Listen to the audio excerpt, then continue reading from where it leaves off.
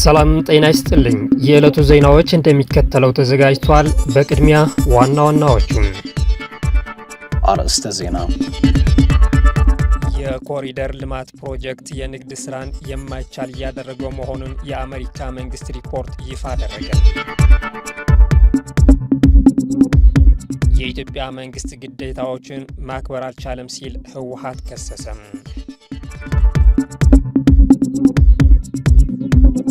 ኤርትራ በባህር ተደራሽነት ሰበብ የሚደረግ የማስፋፋት አባዜ መቆም አለበት አለች።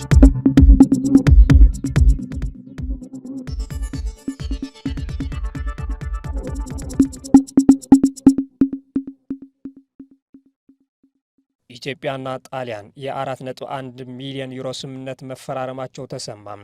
ኢትዮጵያና ጣሊያን የሽሬና የጎንደር ሆስፒታሎችን የጤና አጠባበቅ አገልግሎት ለማጠናከር የሚውል የ4.1 ሚሊዮን ዩሮ ስምምነት ተፈራርሟል።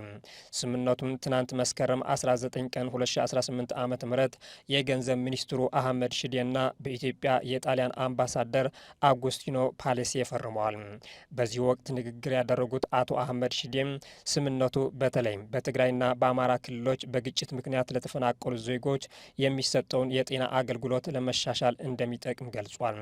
በስምምነቱ መሰረት የሚከናወኑ ስራዎችም ከ15 ሚሊዮን በላይ ለሚሆኑ ሰዎች የሚቀርበውን የጤና አጠባበቅ አገልግሎት ለማሻሻል እንደሚያግዙ ተናግሯል። በተለይም እናቶች በተሻለ አገልግሎት እንዲወልዱ፣ ህጻናት ህይወት አድን እንክብካቤ እንዲያገኙና ተፈናቃዮች አስፈላጊውን የጤና አገልግሎት እንዲያገኙ ያስችላል ሲሉም መግለጻቸው ከገንዘብ ሚኒስቴር የተገኘው መረጃ ያመለክታል።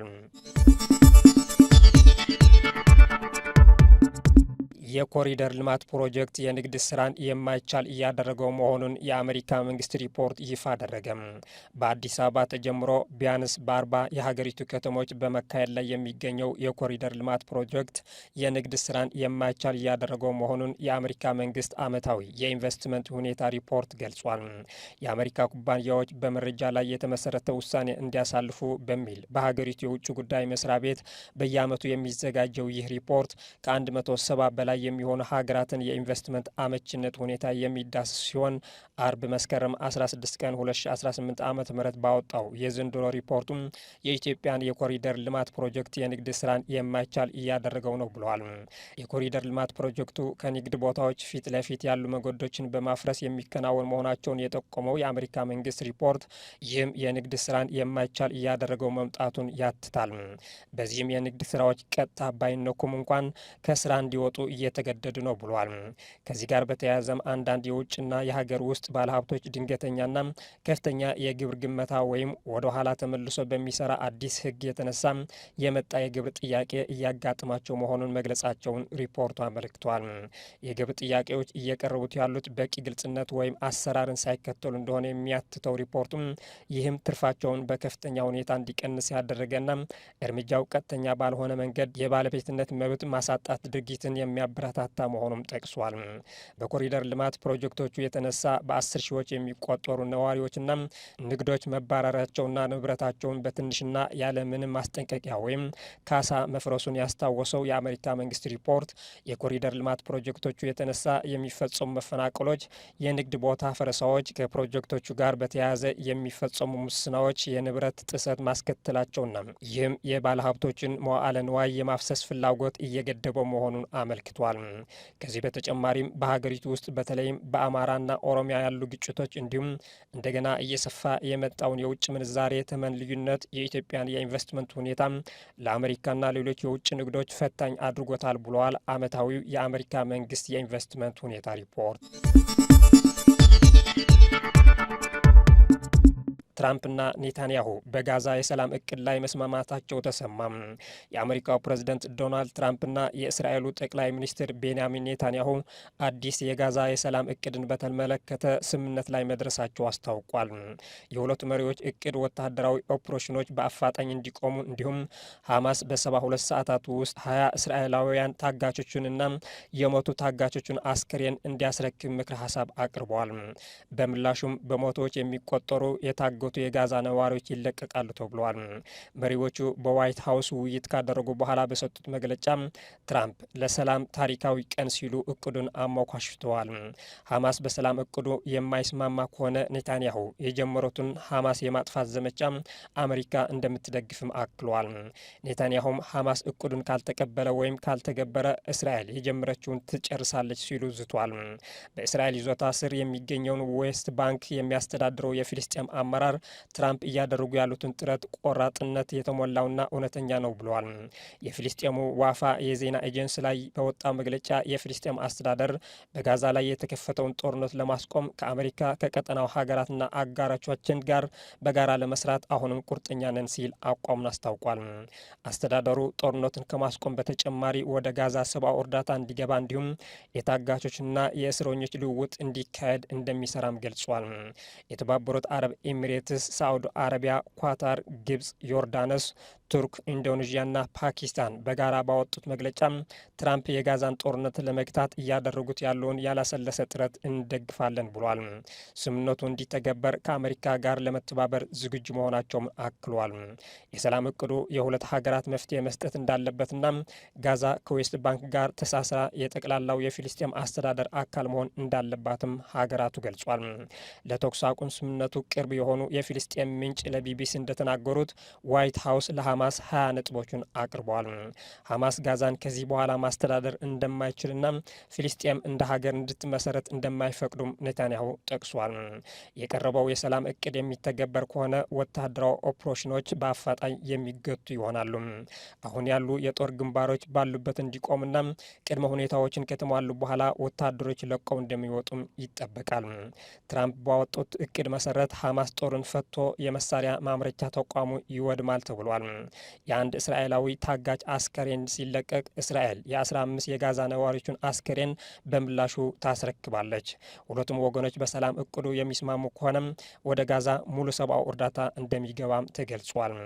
አሜሪካ በቀጣይ ጋዛን ማን ያስተዳደራል በሚለው ላይ የወጠነችውን እቅድ አስቀምጣለች። ጋዛ በጊዜያዊነት ከፖለቲካ ነጻ የሆነ ኮሚቴ እንደሚመራት እንዲሁም አዲስ ዓለም አቀፍ የሽግግር ጊዜ ተቆጣጣሪ አካል አስተዳደሩን እንደሚከታተል ተገልጿል። ይህንን ተቆጣጣሪ አካል የሚሾሙት ደግሞ ትራምፕ መሆናቸው ታውቋል።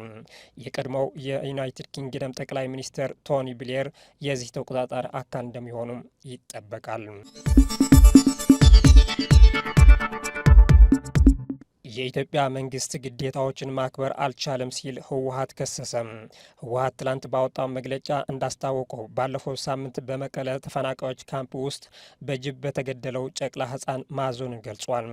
የ1 ዓመት ከ4 ወር ዕድሜ ያለውና አውድ ኃይለ ሥላሴ ላይ የደረሰው አሳዛኝ ክስተት ከምዕራብ ትግራይ የተፈናቀሉ በሺዎች የሚቆጠሩ ሰዎች በየቀኑ የሚደርስባቸው ስቃይ የሚያሳይ ነው ያለው ህወሀት እነዚህ ተፈናቃዮች በምግብ፣ መድኃኒት፣ መጠለያና ክብር እጦት እየተሰቃዩ መሆናቸውን አስረድቷል።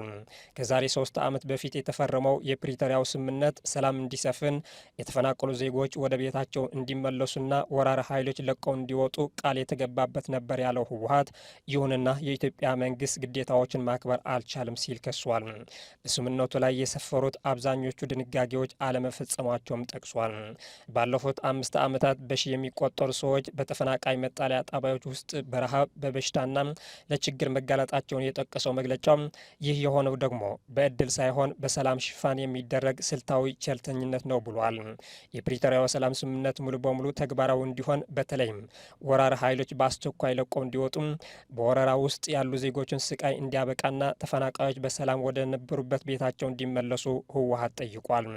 በፕሪቶሪያው ስምምነት ወቅት ዋስትና ለሰጡት አሜሪካ፣ የአውሮፓ ህብረት፣ የአፍሪካ ህብረትና የተባበሩት መንግስታት ድርጅት በተደጋጋሚ በዚህ ጉዳይ ላይ አቤቱታ ቢቀርብላቸውም ዝምታን መምረጣቸው የጠቀሰው ህወሀት ዓለም አቀፉ ማህበረሰብ አሁኑኑ እርምጃ መውሰድ እንዳለበት አሳስበዋል።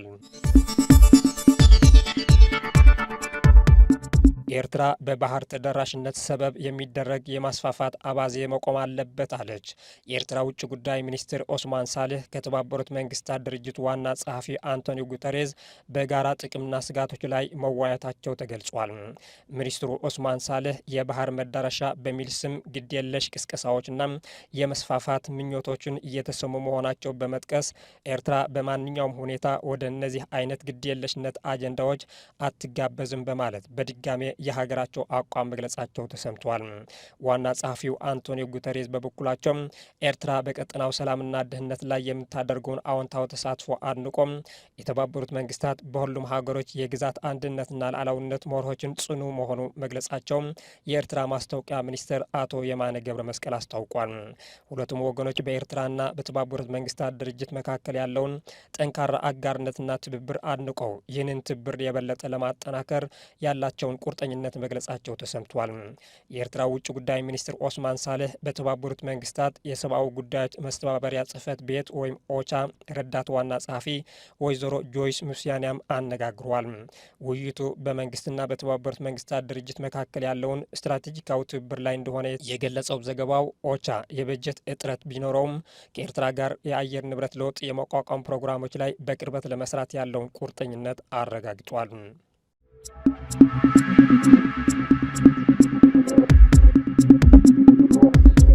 ክቡራን የኢትዮ ሞኒተር ቤተሰቦች ዕለታዊ ዜናዎቻችን ይመስሉ ነበር። ቻናላችንን ላይክ፣ ሼር እንዲሁም ሰብስክራይብ በማድረግ አዳዲስና ወቅታዊ ጉዳዮችን ይከታተሉ። ሰላም።